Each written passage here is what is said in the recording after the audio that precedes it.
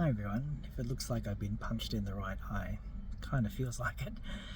It's black around, isn't it? Never had a black eye before. It's not makeup. I'll get to why that looks like that. So today it's just a routine optometrist appointment because someone who wears glasses, and you may relate to this. I'm short-sighted, on the short-sighted side of things. My vision has deteriorated over the last 12 months since I last saw my optometrist, especially when I was at the recent New Zealand holiday. Both in Auckland and Wellington, I described to the optometrist that at times, as a pedestrian just walking around, signage wasn't as clear, obviously depending on how large the signage, but at times I just had to get up close. I might have remarked that as I was vlogging, that I couldn't see the signs as clearly. So I've got a new prescription, and I've got a new frame being fitted with that new prescription. It's that clear frame. I might put the link to the comments on that, how that new frame looks. I kind of had a preview of it. While I was at the optometrist, he reported that not only is my vision down from the eye chart test,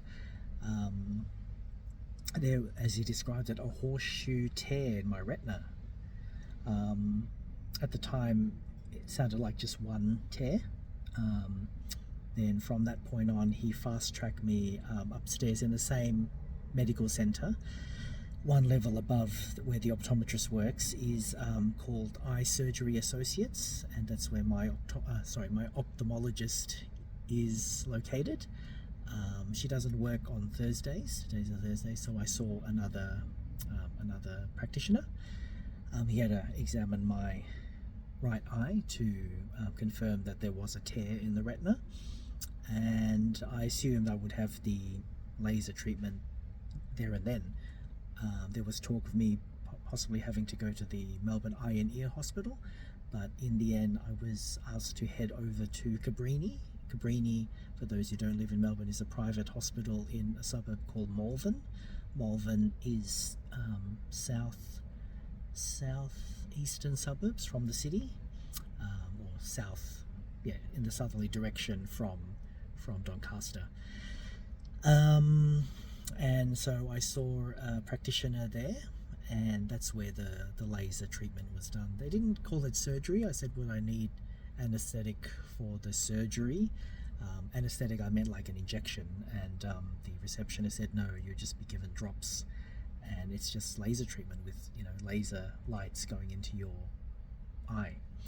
The most uncomfortable part, that's what's probably caused the bruising, is likely that the practitioner said he did need to at times push down on my eye. He had a sort of a gadget that he had over my eye, or partially over my eye, and around his head he wore the instrument that shoots the lasers. Sounds so futuristic.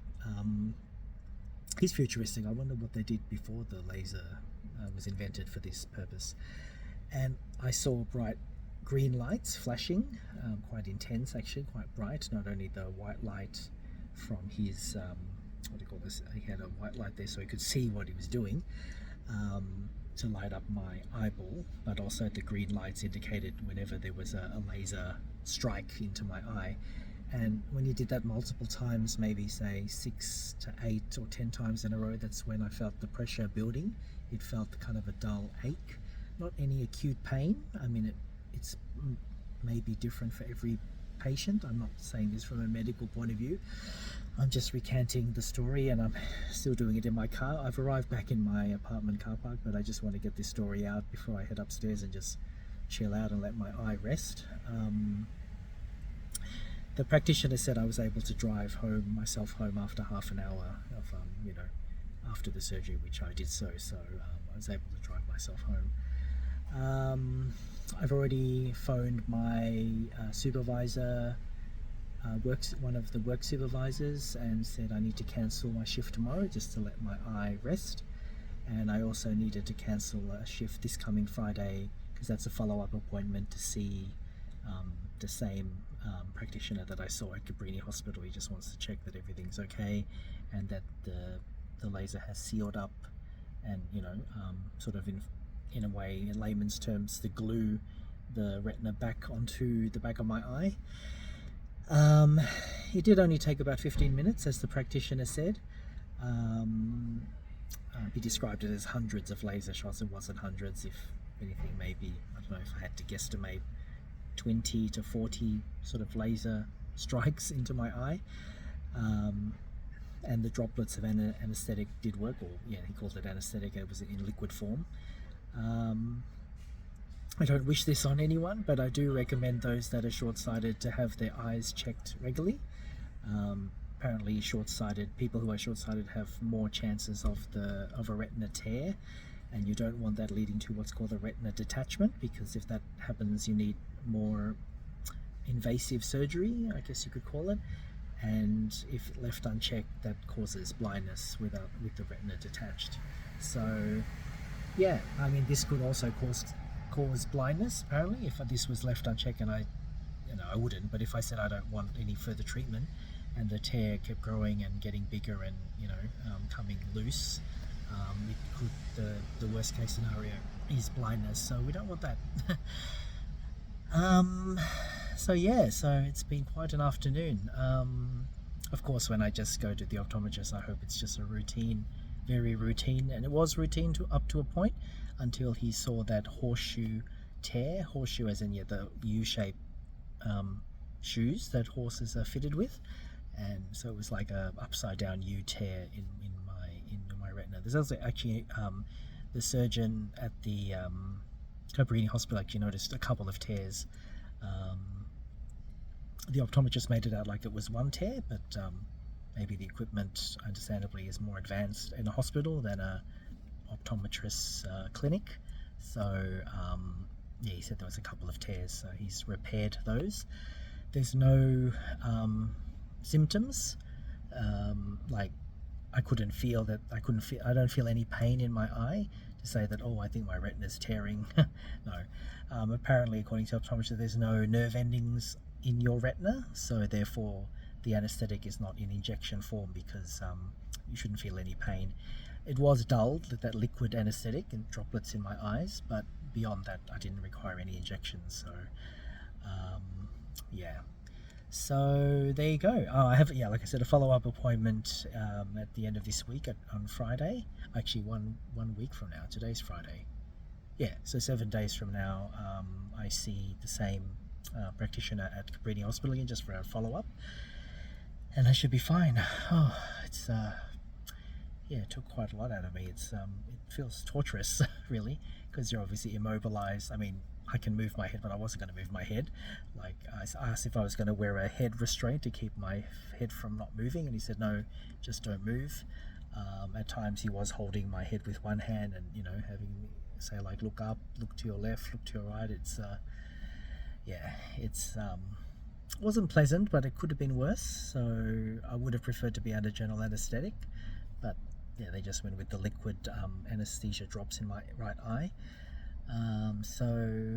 Lucky it's just the right eye. Could have been retinal tears in both eyes. So yes, please put your health first, especially if you wear glasses. Don't just think, oh yeah, it's fine, I'll be fine, I'll see my optometrist in another year.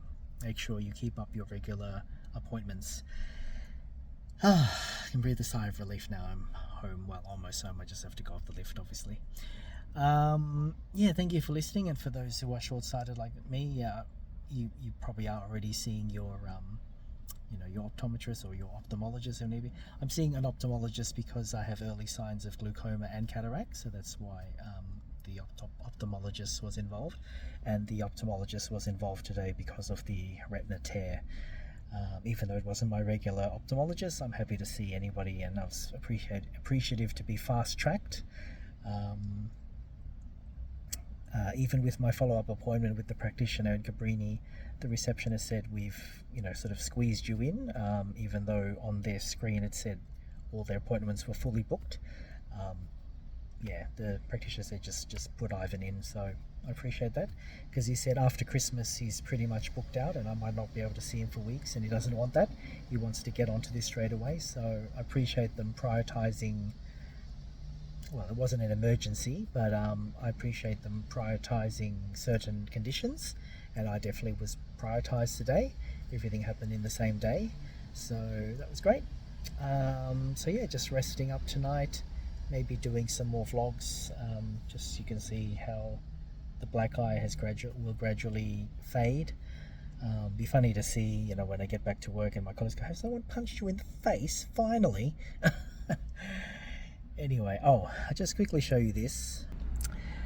Again, it's not meant to be, you know, I'm not saying just go by this, but I was just given an information pamphlet about the aspects of the eye, and you know, the terms like retina and things like that mentioned. So yeah, so but this is not meant to be. I'm not saying this at all to replace any medical advice. Please see your medical practitioners, especially for your eyes.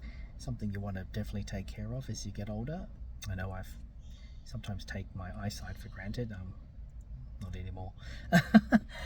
I didn't ask. Oh yes, what causes the retina tear is that being short-sighted, the gel, there's kind of a, what do you call like a gel that's at the back of the eye.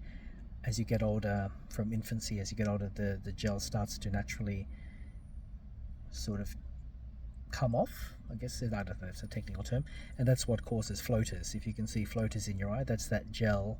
I'm not using the right term, but there's a gel. There's just like a gel at the back of your eye that eventually breaks down as you get older, and that's what causes floaters. And when that becomes, I guess, dry, not with that gel, that sort of liquidy gel, it causes the retina wall to kind of, I don't know if I'm understanding this, probably dry up and contract. So, and short-sighted people have more susceptible to retina tears. So yeah, it's nothing to do with your health or that you're, you know, lacking in sleep or anything like that I was told. So it's just something that may happen. I did ask the practitioner at Cabrini how many of these procedures does he do a day, and he said maybe 2, and then he sort of added 2 a week. So I'm glad it's not like a, you know, something crazy number. Like if he said I do 1,000 a day, that's alarming. But I mean, this could just be his schedule. But this retina tear doesn't sound like something that is overly common, which I'm grateful for. But I mean, it's just luck, really, luck of the draw. It just happened to me. Like I said, it only happened to my right eye, not my left eye. Well, hopefully never, and hopefully with the right eye never again. That's why the follow-up appointment, just to make sure that the procedure he did today has held and there's no more tears. All right, I think, yeah, I've almost talked for 30 minutes. That's long enough.